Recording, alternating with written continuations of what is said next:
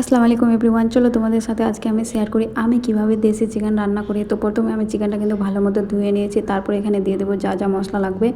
তারপর দিয়ে দিলাম কিন্তু এখানে হলদি গুঁড়ো, জিরা গুঁড়ো, লঙ্কা গুঁড়ো, পরিমাণ মতো লবণ দিয়ে দিলাম, আদা বাটা, রসুন বাটা, ভেজে রাখা পেঁয়াজ, তারপরে একটু দিয়ে দিলাম তেল। তারপরে সবগুলো মশলাকে আমি আর চিকেনটাকে ভালো মতো মেখে নেব, কারণ আমি এভাবে রান্না করি। আমি কিন্তু হাত দিয়ে মেখে 20 মিনিটের মতো রেখে দিই, তারপরে কিন্তু আমি রান্না করি।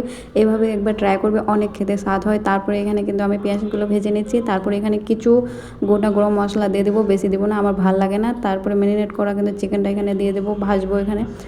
তারপরে অনেকক্ষণ ধরে ভাজবো। আর বুঝতেই পারছো দেশি চিকেন রান্না করলে কিন্তু একটু বেশি টাইম লাগে, আর যত বেশি ভাজবে তত বেশি টেস্টি হবে কিন্তু।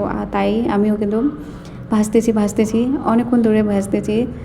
এভাবেও রান্না করলে কিন্তু অনেক ভালো হয়। তোমরা কীভাবে রান্না করো আমাকে অবশ্যই বলবে। আমি এভাবে রান্না করি, আর কিন্তু সবারই রান্না করার কিন্তু পদ্ধতি কিন্তু আলাদা। আমি তো এভাবে রান্না করি, তোমরা হয়তো অন্যভাবে রান্না করো, সবার তো একই হয় না।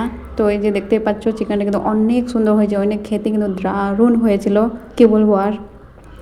আমার তো ভীষণ ভালো লেগেছিলো। আর দেশি চিকেন কিন্তু খেতে কিন্তু অনেক ভালো হয় ভালো মতো রান্না করলে। তারপরে কিন্তু আমার কিন্তু এদিকে চিকেন রান্না অলমোস্ট কমপ্লিট হয়ে যাচ্ছে। আর একটু ভাজার পর কিন্তু আমি এখানে জল ঢেলে দেবো। বেশি জল দেবো না, একটু পরিমাণে দেবো, খুব একটা জল কিন্তু ভালোও লাগে না। তো এই যে আমার চিকেন কষা কমপ্লিট। তারপরে এখানে একটু পরিমাণে আমি গরম জল দিয়ে দিলাম, গরম জলে দিই, ঠান্ডা জল দিলে ভালো লাগে না।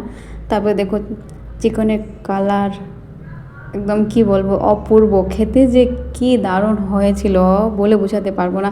ভিডিওটা ভালো লাগলে অবশ্যই লাইক কমেন্ট শেয়ার করে দেখা হচ্ছে নেক্সট ভিডিওতে। আল্লাহ হাফিজ।